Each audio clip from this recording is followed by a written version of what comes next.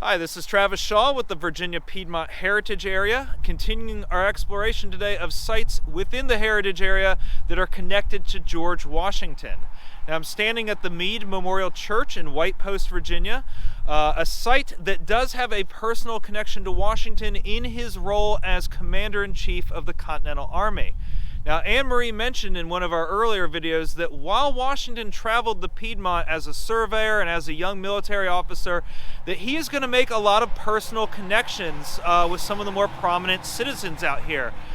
These personal connections are going to come in handy when Washington takes command of the Army during the Revolutionary War. Men that he's met in the Virginia Piedmont, men like Charles West, who runs West's Ordinary in Aldie, Virginia, John Ashby, who runs Ashby's Ordinary out near Ashby's Gap. These men are going to become officers in the Continental Army that Washington can rely on. Now I'm standing next to the graves of one of these men who's going to play a prominent role in what we know as Washington's military family, the circle of aides and confidants that really make up this close-knit community that surrounds Washington during the war and enables Washington to be an effective battlefield commander. The gentleman right here is Colonel Richard Meade. Like Washington, Meade is born out on the northern neck of Virginia, but like many of his contemporaries, Meade is going to come west into the northern Shenandoah Valley, into what is now Clark County, Virginia, as part of a tidewater migration.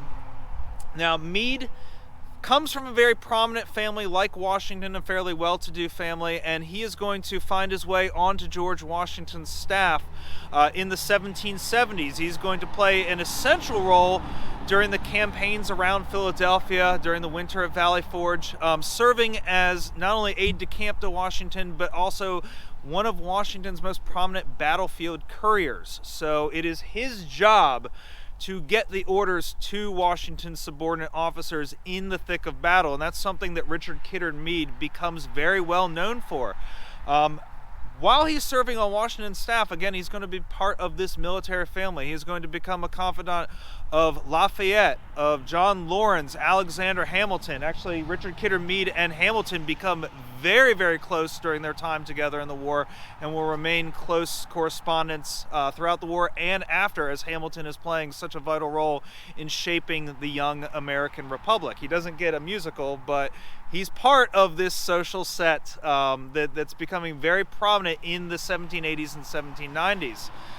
He is also going to continue his close relationship with Washington after the war. Meade is going to be a frequent guest at Mount Vernon, and Washington is going to write to Meade seeking advice, seeking counsel on matters of military importance. In the 1790s, as it looks like America may come to war with France, what we know as the quasi-war with France, Washington's actually writing Meade asking for advice on raising troops here in Virginia should it come to open warfare, and who can he rely on as military officers. So, even after the war is over, Meade is still going to play an important role as a confidant and as an advisor to Washington through the presidency.